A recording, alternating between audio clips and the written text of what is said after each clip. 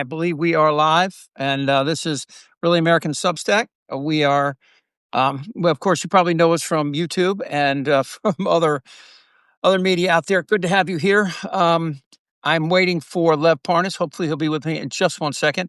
Again, I'm Chip Franklin. You might see my videos along with everybody else here on Really American, and we're really happy to have you here. We're going to be talking a little bit today about with Lev Parnas, who, if you don't know Lev's name, then you're missing out on a big insight into Trump and where he is right now and where he has come and where we're headed.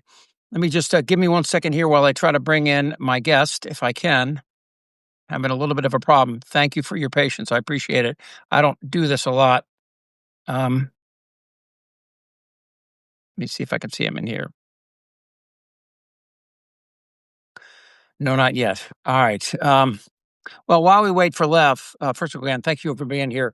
We're going to talk a little bit about what Maduro and a conversation that Lev had with when he was in the room with Donald Trump back in 2019, and when they spoke with Maduro and trying to figure out. Okay, yeah. Right now we're trying to get Lev Parnas, and I will. Again, I apologize. We're going to get right back with you in a second. Let me see if I can bring him in with us here.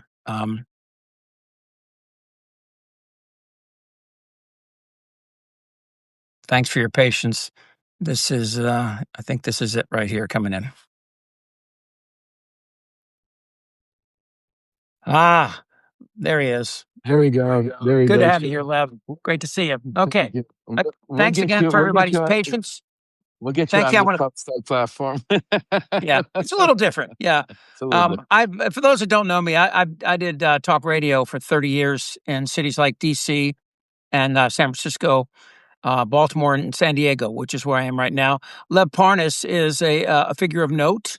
He is a Soviet-born American business person who has been extremely successful and been through the ringer, for lack of a better word, and came out on the other end not smelling like shit, which is nice, right? We find ourselves in an unusual situation right now with what's happening in Venezuela and in the Caribbean with Hegseth, Trump. Before we get to this infamous conversation that you had with Trump and Maduro, let's talk. Set it up for everybody. What's happening right now? Pete Hegseth, obviously under direct orders from President Trump, is attacking boats, and most recently, according to sources, attacked survivors, which by many in the Republican Party too in the U.S. Senate says is a war crime. If that is true, Trump has already started to distance himself, which is nothing new, right? But there's a question as to why we are spending so much time on Venezuela. He says drugs, but the truth is, it's really not drugs. The cocaine and the fentanyl come in from the Pacific, either through China or Colombia. And the opioids, if you really want to get the opioids, how about the Purdue Company and Sackler, who killed tens of thousands of Americans with opioids? Let's talk about oil and investment and the grift that goes on. Is that what is happening right now? That this is another Trump grift? It's a big grift.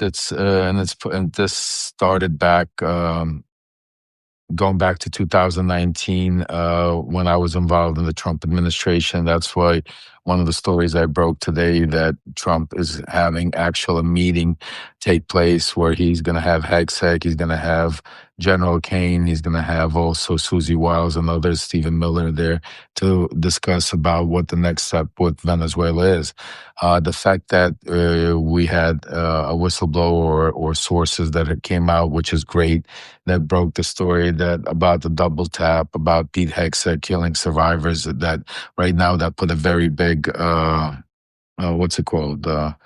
A problem in their situation, because the game plan was to go in and to take out Maduro, but to take out Maduro, change regime change, implement and put in there already. There's American donors, Republican donors, American companies, oil that would take over. Basically, the oil reserves in Venezuela. Which, by the way, people should understand. it's a perfect storm for somebody that wanted to do that because all the oil reserves are right up next to the ocean. I guess it's the Atlantic there at that point, Correct. and which are just hours away from refineries.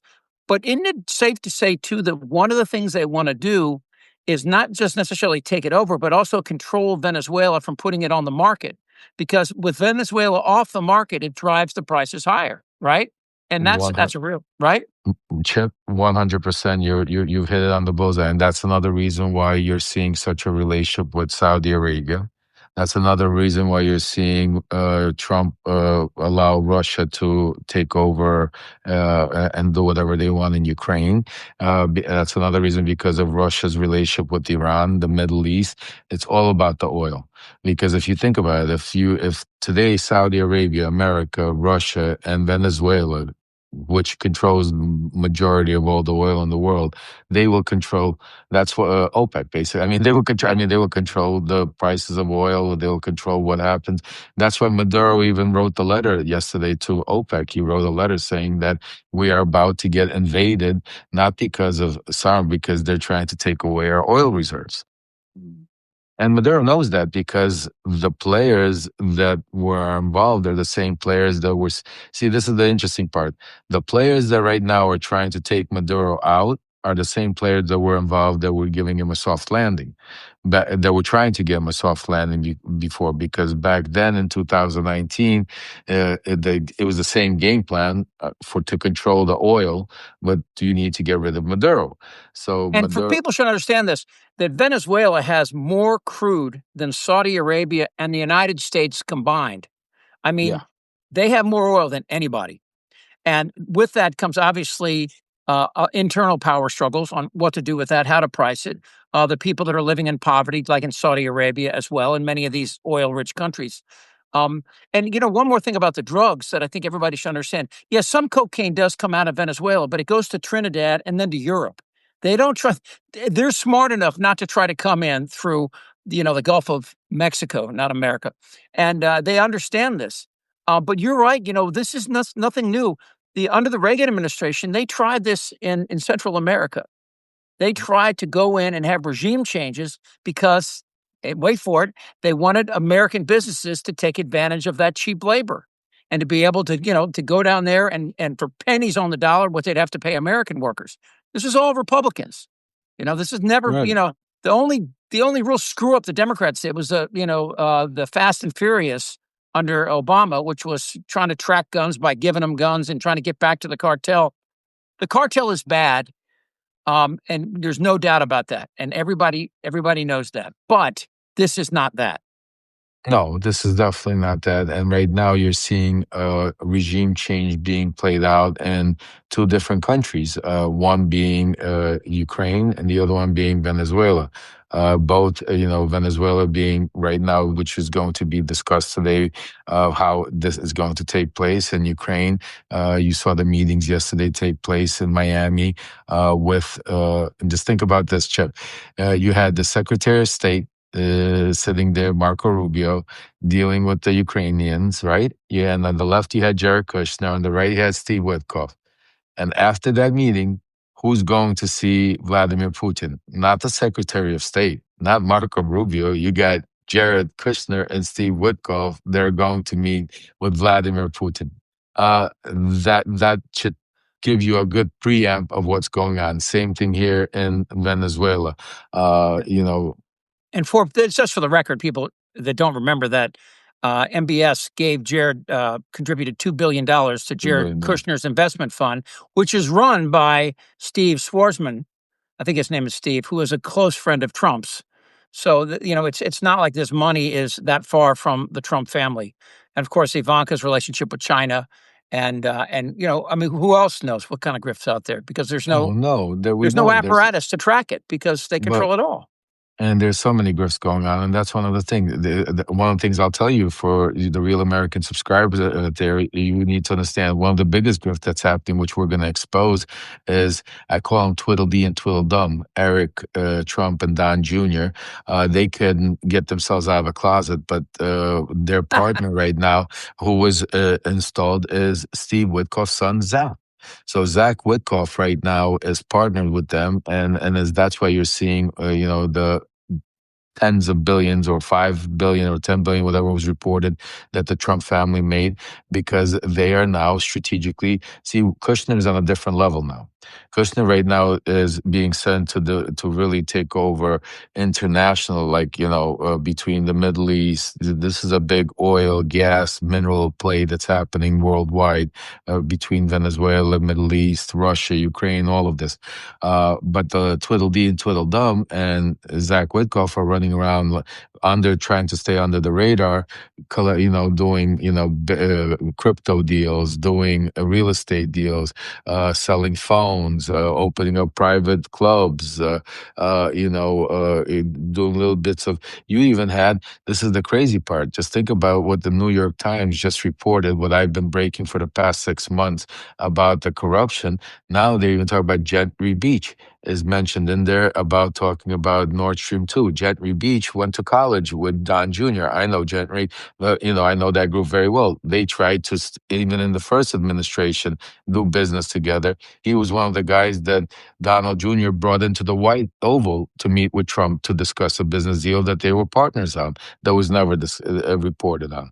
A couple more couple things, because we're really burying the lead here. I want to get to this meeting that you had. I want to remind everybody here that is not a subscriber to us at Really American to please subscribe. In fact, you know what? Not to sound too cheesy, but we have a 10% deal. It's kind of a hangover since it's Digital Monday. So if you subscribe today, we'll give you 10% off. And we really look forward to more and more of these conversations with people like Lev, people that have been there. Real quick about Jared, I wanted to mention too, there's phone records that indicate that Jared was in touch with the Saudis right before Khashoggi went into Istanbul and then entered the embassy in Istanbul, which he never left except in pieces. That's a strong suggestion that Jared Kushner might have alerted them as to the whereabouts of Khashoggi, and they lured him into his death. Khashoggi was an extremely good reporter and very critical of the Saudi regime, even though Trump referred to him as like somebody people just didn't like. Things happen. Let's talk about your meeting. You took part in a phone call with Maduro and Trump about all these back channel talks. Tell us a little bit about when that phone call happened. Where were you, and what was the substance of the call? Well, basically, back in, I think it was April of 2019, alongside a group of very powerful Republican donors and oil and gas guys, a coalition was built between these Republican donors, also certain people in Trump orbit like Rudy Giuliani, Congressman Pete Sessions. There were certain people, CIA guys. There were people that were working for the FBI. There were people that were working for Trump super PACs, all kinds of different. I mean, one of the people was, like, for instance, Tommy Hicks. He was co-chair of the GOP at the time. I mean, it was a group of people that were put together that were under the same agenda that Maduro, that basically this one big Republican donor put together this group because he was very close with Maduro. Maduro called him his grandson at the time, and the deal was that if we were to be able to get him a soft landing, Maduro, through the state-owned company PDVSA, would give us 2 billion barrels of oil for free, basically, and oil was at $71 a barrel at the time. We signed the contract. If it wasn't for Bolton, we would have had the deal done. And actually, I'll even show you guys. By the way, for those who don't know, John Bolton, who was obviously in the Trump circle, and has nothing but horrible things to say about his time there now, is under federal investigation from Trump, as the same way that James and Comey and Schiff and others. What are you trying to show us here? So this is an actual contract. As you can see, it was signed by the state-owned PDVSA. This was for 2 billion barrels of oil for our group, that Maduro gave, but we never got the soft landing done. How would that actually have happened? How do you move 2 billion barrels of oil without the world noticing that? Well, wait a minute, the world would notice that. I mean, the contract was official. It was supposed to be announced after Maduro And left. who were the principals in this company? Well, the owner of the company was Harry Sargent, a billionaire out of South Florida, who was a big oil and gas guy. It was his company, it was his deal, it was his game plan. And the participants, there were a bunch of us that were participants. Like I And said, what would Maduro get get in that part of the deal? What would his take be? Maduro would be able. No, Maduro was giving the oil. Maduro would get to keep Right. what his money and his inner circle, his lieutenants or generals. They would be able to get a soft landing and come to the United States. Okay. Maduro wanted to live in Texas. He was close with who is still currently Congressman Pete Sessions, is still sits in the oversight committee. He's visited Maduro in Texas, and that's why in Venezuela, and that's why he was on the phone call with us as part of the mediator. Well, so the last 4 years, how has the Biden administration dealt with Venezuela? Maduro's not a good guy. He's a dictator. And as I mentioned before, the people that live in the country are not getting the benefits of oil, whether it's at $40 or $70 a barrel. I mean, they always look for that perfect, I think it's like $37, $38, $40, whatever the magic number is, where it's just expensive enough that they can make a profit, but people will still use it. What's happened today? I mean, so Maduro was part of this in 2019, but today we're talking about invading his country. Did it go south under Biden, and he's trying to repair it? What happened? No, it's a different world now. See, back then, Maduro was willing to leave, was willing, if he would have kept the money, he was willing to take his people out and leave because back then he didn't have the power he has today. He didn't have the relationships that he has today. What transpired over the 6 years under the Biden administration, and because Trump and Bolton, and because Trump's administration was all screwed up, they allowed the invasion to happen, but they didn't support Guaido far enough to get Maduro out. So the invasion failed. Maduro stayed in power. Trump left power. The Biden administration basically left that Venezuela alone, and Maduro then shifted towards Russia and China. And for over the past 6 years, you've seen Maduro sitting next to Putin and Xi during the parade in Russia this year. And even you see China coming out saying that we are, going to support. You can't come invade. We have interest in Venezuela because they've put up a lot of money into. And so Maduro is not the same weak Maduro that's looking just for a soft landing now. Maduro wants to stay on and keep being dictator of a country, and he's not looking to leave. Whereas 6 years ago, he wanted to leave. Let me ask you this, though. I mean, in some ways, why would Putin want to obstruct? Why would he want to obstruct our incursion into Venezuela when it would help the price of oil for Russia, which is pretty much their only export? What do you mean obstruct? Putin doesn't want to obstruct us to go into Venezuela. So he doesn't. Okay. So no, it's a coordinated. This is what I'm saying to you. This is that's okay. Okay, it's a coordinated claim because look, Maduro is not Putin. Is a useful tool for Xi, for Putin. They don't have loyalty to him. They'll sell him out in a heartbeat. The game plan is who is going to control the oil is you have the Saudis with Trump, which are like this right now, and Russia. And the Saudis and Trump are like this because remember, Kirill Dmitriev, where did Jared Kushner meet Kirill Dmitriev? It was in 2017 in Saudi Arabia at the Saudi Wealth Forum because Dmitriev used to run the Sovereign Wealth Fund for Russia. And Kushner went there to raise the $2 billion, and the Saudis put them together. So this is a coordinated plan. Maduro is Maduro is not Okay. part of the inner circle. Maduro is not part of Putin, Trump. Maduro is a useful tool that they, could implement. And what they want to do is take over and have America control it. If Trump takes it over, American companies will control the oil.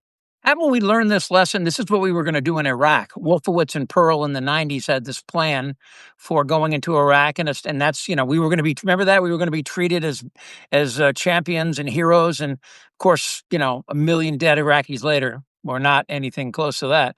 I think about this and I wonder now if in fact, this were to come to, what Hegseth is doing with these boats is obviously trying to show the world that Venezuela is dangerous and we have to do this.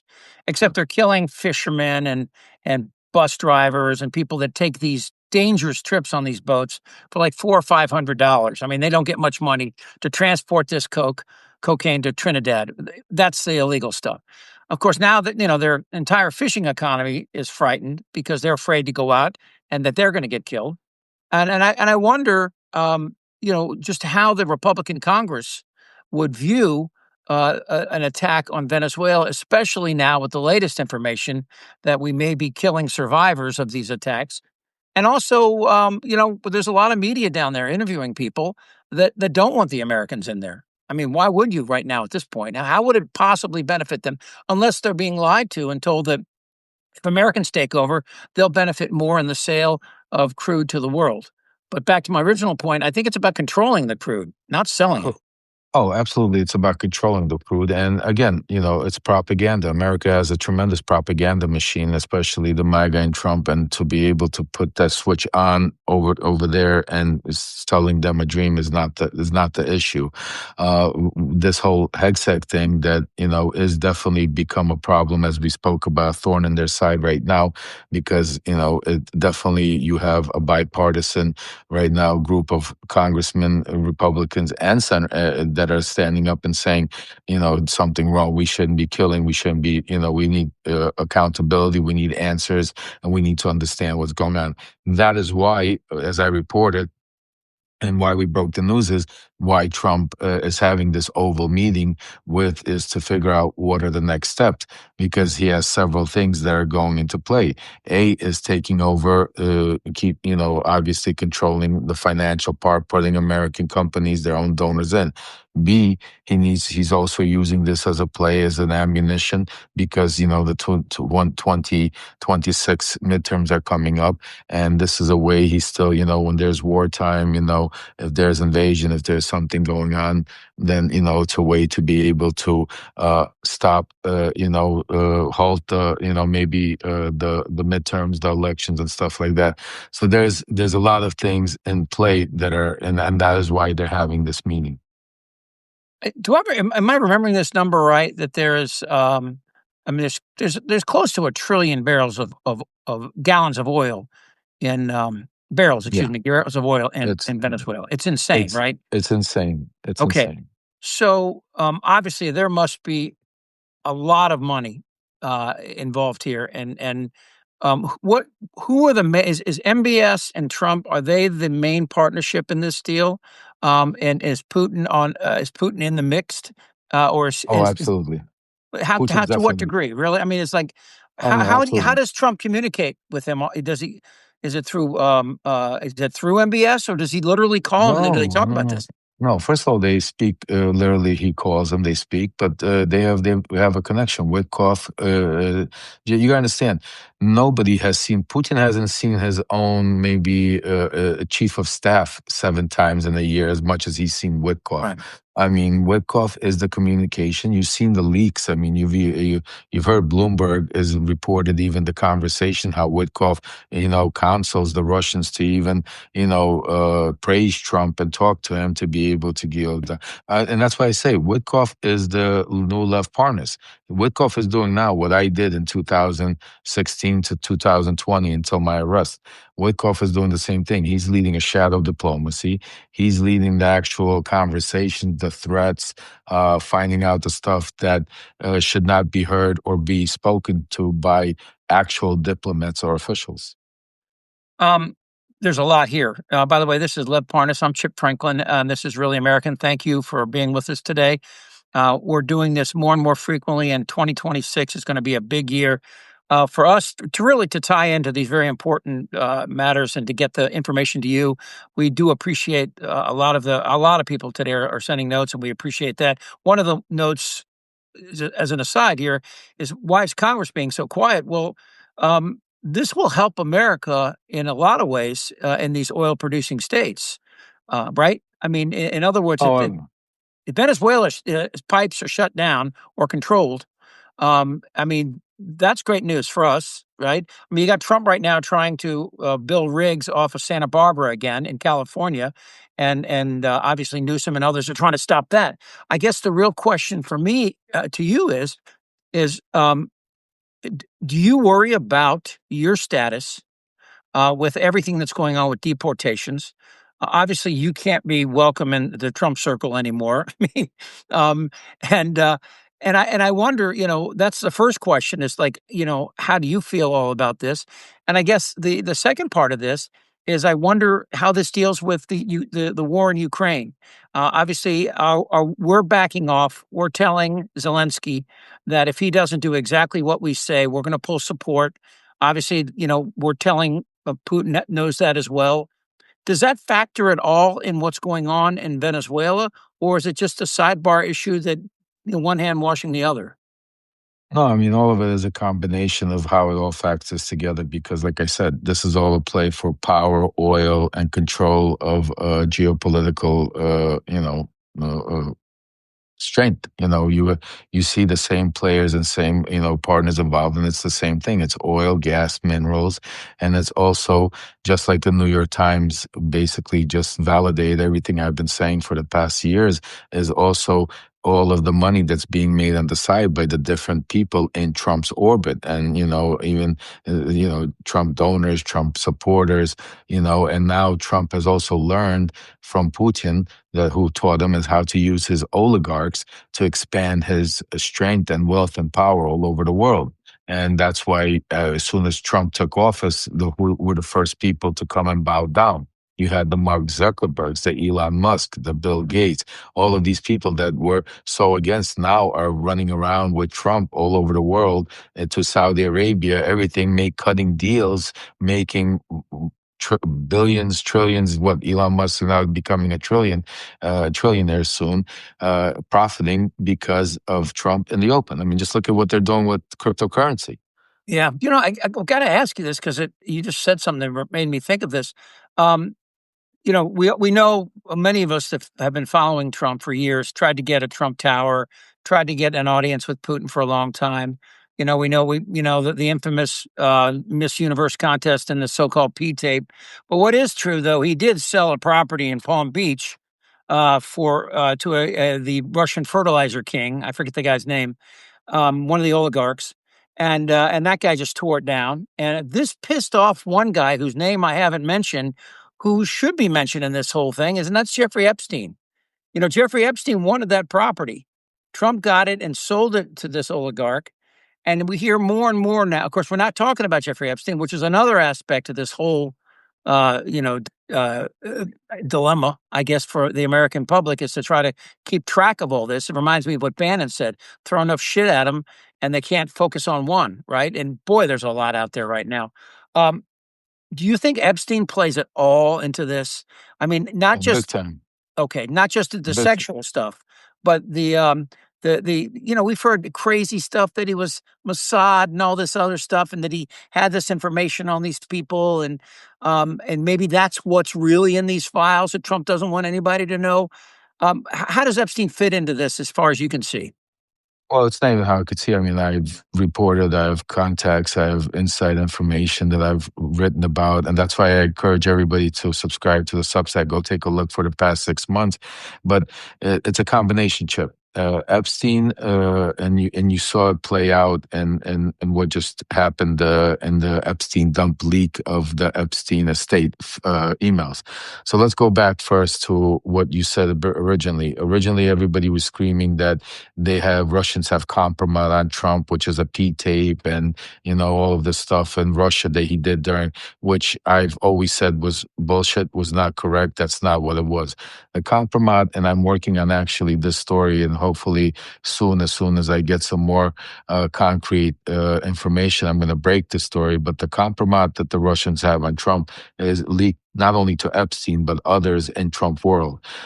Trump was just one of many people that Russians, Chinese, and others used, wealthy individuals that they tried to target and put different kind of operations around him. Trump became a perfect target when he married Ivana, to begin with, because Ivana back then, it was still Czechoslovakia, was still part of the Soviet Union, still part of the KGB, and still part of, putting their influence around him. They never expect him to be president, obviously, but, they understood that wealthy individuals run in circles, lobbyists, diplomats, and it was just another source of having, it's like to show the Americans, I say, it's very similar like that. And through the years, if you take a look at Donald Trump, most of every time Donald Trump had financial difficulties, he was always bailed out by Russian money through either direct investments or through some of these banks, like Mellon Bank and others, but they're always linked back to Russia. Then when you have Epstein finally passed away, murdered, whatever you want to call it, it was done under the Trump administration. It was done by Bill Barr. And that's a very interesting part. Not that by any other administration, even though it was done by Bill Barr's administration. And if you take a look at the Epstein, some of the emails that were linked, and that's why I pushed so hard to release all the files, and that's why Trump is trying so hard to scrub them and to hide them, is because you saw just a little bit of it as Epstein writes about his relationship with Viktor Turkin. Viktor Turkin, who was the ambassador from Russia to the United Nations. But he writes there to this delegate saying that before Viktor Turkin passed away, I've given them plenty of information about Donald Trump, and they know how to handle Trump. They know how to take him down. He was giving this email to this foreign minister right before the Helsinki meeting that Trump was supposed to have with Putin. Not only that, but in another email where he By the way, talks at that Helsinki meeting, Putin did acknowledge that he helped Trump. I mean, when people talk, I have it on tape, that him saying that, yes, he did favor Trump. And we know that Trump, yeah. there were 17 intelligence agencies in the United States that said that everything from the internet, the Russian internet agency, and through just. Honestly, there's so many different areas. If you talk about Facebook and Grammatica and everything that went down that rabbit hole, it's impossible not to come out with a conclusion that Trump was aided and assisted by Russia. Now, I only bring that up because that's a starting point for a lot of people. If I start talking to people about, Miss Universe back in the early 2000s, and it doesn't catch. But right now, Trump continues to talk about the Russia hoax. And I have on tape, I have Tulsi Gabbard, I have Marco Rubio, I even have Trump all acknowledging about this connection. The reason I bring this up is I'm not a big believer in conspiracies, Lev. I think most human beings are fuck-ups and can't keep a secret.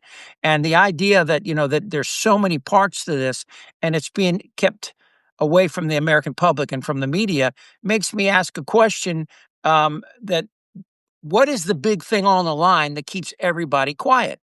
You follow me? It's a combination, yeah, because you have a lot of people, powerful people in there that are willingly or unwillingly that are compromised with a lot of, not only by disgusting, dirty deeds like perverted pedophilia, some. It's like, I'll give you an example. There are some people that were involved in, being with underage girls that they know they were with underage girls. Yes, they knew they were young, but there's a difference being with a 21-year-old or being with a 15-year-old. On Do you understand what I'm Dershowitz. saying to you? Oh, yeah. Plenty of them. I'm just saying to you, and they were willing or unwilling. Well, so I'm saying to you, and that's why you said that's why it's such a big cover up, and that's why I say 5 Well, like these administrations. pictures that Michael Wolff said Epstein showed him with a girl, topless girl sitting on Trump's lap. Are these in the files, or I mean, Well, I have an issue with Michael Wolff on that. I truly do because and I speak out. Me and Michael Wolff were supposed to do a Substack live together before this whole thing. These emails broke about Michael Wolff. All of a sudden, counseling Epstein on how to manipulate Trump into using the information that he had against him. Look, Chip. I have videos of Donald Trump where me and him had an hour and a half dinner, where he said, "Get rid of the ambassador." I could have told you about that all day long, also not showed it and waited to sell it for millions of dollars or whatever the case. But I chose to give it, and that's why he got impeached in his very first impeachment, because I just gave the evidence to show that he actually was part of getting rid of it. So I have a problem that Michael Wolff says he has these. So why doesn't he just show them? oh, He's he didn't written have a them. book. He didn't. He doesn't own them. That he said that Epstein showed him. He laid them out on a table like cards, like they were, the Polaroids. What was your But then, take then, on? then I would think then I would believe that. I thought he said he had them though. No, I thought no, he doesn't have them. no. He doesn't have You them. sure? Yeah, positive. And also the flip side of that is Jared Kushner apparently invited Epstein to a party in 2013 when New York, not magazine, the New Yorker had this big party, end of the year party, and in 2013. So when Trump says he hadn't had any, hadn't talked to him since the early 2000s, or since since obviously Acosta and that whole deal, and Acosta, of course, the Florida prosecutor. And then he gets a job as Secretary of Agriculture. I mean, it just goes on and on and on. And, Well, this is the well, frustrating part. and that's why I'm saying to you, Chip. That's why you have 5 administrations. It's not just Donald Trump. You have a lot of people that close their eyes, and this is the important part that you just mentioned. I mean, Epstein got convicted in 2008 or 2007. 2008. But the way he got convicted, and this is why you saw a lot of people, his conviction was like a slap on the wrist. He wasn't made into this pedophilia monster of a man. It was more of, there was something that happened. They even tried to accuse the girls of it, and they made a stink of it. So, and after that, everybody, you see email, that's what I'm saying to you. We're just seeing leaks a bit, but Elon Musk was in touch with him. Peter Thiel was in touch with him. Bannon was in touch with them. You have Michael Wolff. You got Clinton was in touch with them. Andrews was in, I mean, you had all these people that looked the other way. And it didn't matter, just like, even congressmen, congresswomen taking money from him after 2008. And that is why you have such a cover up, because there's a lot of people that might, and I'll be honest with you, there's a lot of people that, might not be as explicit as others are. But unfortunately, this cover up needs to be exposed. And everybody, and I say this all the Where do time, you it doesn't start, matter. Lev? You start by releasing the files. You start by stop scrubbing them. You start by just going out there and releasing it and letting it all hang out. Because at the end of the day, it doesn't matter if you're a Democrat, Republican, Independent. It doesn't matter if you're a judge, a president, a congressman, or a prince or anything. If you were sexually perverted, if you were involved in pedophilia, if you were involved in sex trafficking, even if it was a mistake, I don't care. It needs to come out. It needs to be dealt with. It needs to, and these survivors and these poor young women that were abused, raped for the thousand, they need accountability. They need justice, and Trump needs to stop covering it up. I look at the Republican Party right now, and I don't know how we're going to get through. We're not getting through the next 3 years is going to be hard. We'll see what happens in the midterms, but I really believe that that, and I'm going to bring this back to you again, that a lot of people are quiet because they're afraid.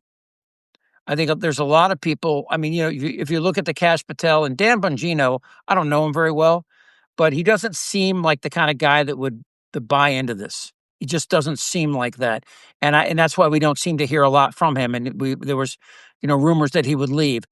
Kash Patel's weak, and you go right through the list of everybody else, from Rubio to, well, Well, geez, Dan right. Bongino, and I don't want to interrupt you, but Dan Bongino, I'm glad you mentioned him because if you go look at my Substack, I've been talking about Dan Bongino from when this first broke, July 6th, is when they tried to cover this whole thing up. Is when they came out and said, Dan Bondi, they leaked that memo during July 4th weekend saying that this thing. With the events that happened right afterwards, by Dan Bongino leaving office. He left for 4 days, came back. There was rumors about him leaving the department. Trump spoke to him, and he stayed. Ever since then, Dan Bongino has not been in the Oval. He's not reported, not said one thing about the Epstein files. He's not gone on one right wing Fox anywhere spoke about the Epstein files. He's not gone on Twitter. And this is a person that made his whole career, made millions and millions of dollars, built his whole base about the Epstein files. And we also just had a leak. I think it was Jason Leopold that did a FOIA request. And in that FOIA request, I just saw an email. I'm trying to find it actually online, where basically it's discussing and it's showing. I'm sorry, who are we talking about right now? Bongino. Dan Bongino, I'm sorry. It's showing that Dan Bongino was asked to scrub the Epstein files. And then there's a big blackout there where it's where you don't see how Bongino responded, but I'm sure Bongino responded with a no. And that's one of the things that I also broke about when they were supposed to have the meeting. They're trying to get Bongino under control. Chip, so you mentioned Bongino. That's right now the straw that could break the camel's back. He Bongino's and very I got scared. into it once online, and at the end of it, he said something quite out of character for the tone of our conversation, which was, "Hey, look, we just agree to disagree, okay? We don't have to go to that next level." I have it in my Twitter somewhere, and then he later blocked me. But I do think that there's something here when you look at all the events that have happening, and I don't believe they were orchestrated, but from the attempted assassination to Charlie Kirk to and of course go back to Epstein again, and obviously, I don't believe in conspiracies in general just because they're so hard to orchestrate. But I do worry about people like yourself because there are, and look, you've had to eat a lot of shit, for what you did, and you come out on the other side. And I mean, that's why I enjoy talking to you. I mean, we all make mistakes. It's how we respond after that. There's two lives we lead: before the mistakes and after mistakes, right? And I look at this and I think to myself, and I wonder, who will stop Trump? I think this was a test. I mean, if Hegseth really does get away with this, and there's no doubt in my mind that he did kill everybody on these boats, what Republicans, I mean, if they could get, and they're not going to get 67 votes, and it's even harder to enact the 25th Amendment because, the funny part about the 25th Amendment is if the majority of the cabinet says, the president is out, and then Vance would become president. If Trump says no, well, then Trump gets to go back to be president again. If he just disagrees with it, and then you got to get 2/3 of the House and Senate, which is never going to happen. So, I mean, we're at a point right now that Trump has to realize that when 2028 comes, his ass is hanging in the wind. I really doubt, depending on what we learn in the next 3 years, I really doubt he will be pardoned. I can't imagine him staying in this country. And in that period of time, his mental decline is really easy to, I mean, it's easy to see. Did you see these photographs of him in Palm Beach over the weekend, Yeah, no, sitting at a table? I mean, no, he's definitely, at the pace he's going, his mental decline is definitely going. But I gotta tell you this, Chip, I don't think we're gonna wait 3 years. From what I'm hearing, I'm gonna give your viewers a little bit more hope, because from what I'm hearing and from what I'm seeing, and unless I'm telling you, unless he does something like martial law, unless he, starts war and doesn't allow the votes to happen, I truly believe that, from what I'm hearing, even from Republicans, that the onslaught is going to be big, and not only in the House but also the Senate. And when you say 2/3, I would agree with you typically, but what I want to say to you, there's a lot of people right now that are tired of his bullshit and Yeah, tired of you his don't need threats. 2/3 to remove him, convict him in impeachment. You only need 67 votes. So Well, that's 60, well, 60. Well, I'm saying to you, there's a lot of people right now that are just tired and are watching, and just like you said, don't agree with the murders that Pete Hegseth is doing. Don't agree with the way Trump is kissing up to Putin. Don't agree, you know what I'm saying? Don't agree with a lot. Yes, they might agree with his policies on taxes. They might agree with his policies on, immigration even, they might go, but he ruptured the mega base. He lost, and a lot of these senators and congressmen, they are out for themselves. And they see the writing on the wall. They see the independent votes are out there. So if Donald Trump, and that's why I say we need to continue being strong. We need to continue subscribing, building these platforms, making sure we're out there, because what the question, to answer your question, what could stop Donald Trump is we, the people. Because as long as we are out there, as long as we are loud enough, as long as we're strong enough, as long as we continue calling your congressmen, your senators, and letting them know, they understand that we do serve the people, and not all of them are Looney Tunes like Donald Trump well, that thinks he's the king. you have lived a different life in that you've lived in a country where there was always a threat, right? I mean, it was the borders are much closer. And so your life, I mean, in America, people file lawsuits when the airplane internet doesn't work. Okay. We're not quite as tough. And I think there are a lot of people here that are beginning to. And I think young people are really pissed as well. I think you're going to see some numbers in these elections coming up, these midterms and 2028, like you've never seen before for young people. I think Mamdani, whether you're pro-Israeli or not, is definitely an indication that people in a town like New York City want change. Um, Before we go, I wanted to say a couple things here real quick. Number one, I want to remind everybody, again, this is Lev Parnas. I'm Chip Franklin. Please subscribe to Lev Parnas and to Really American. We have a special today. Please join us. We'll give you 10% off. We hope to see you again. Follow us on YouTube. But Lev, I do worry about you, and I worry about you know your presence, because I mean, who has your back if this government decides they don't like what you're saying? Oh, I deal with them every day. I mean, and I appreciate the Chip, and that's one of the things, I constantly speak with my wife, my family, my kids. But I'm not alone in my family. My whole family's in this war, like it or not. My son Aaron is on the front line every day, Oh, which hey, my is son unbelievable. is the biggest fan of your son, by the way. I should have opened this whole thing with, no, no, I swear to God, every day, my oldest son comes and says, Dad, Aaron Parnas says this. And I just smile. And because, it's funny, I totally disassociate him from you sometimes. I forget, that it's just Yeah. here's this real smart kid that just works real hard to try to get the truth to people. And, we got to get him on one of these sometime. Okay.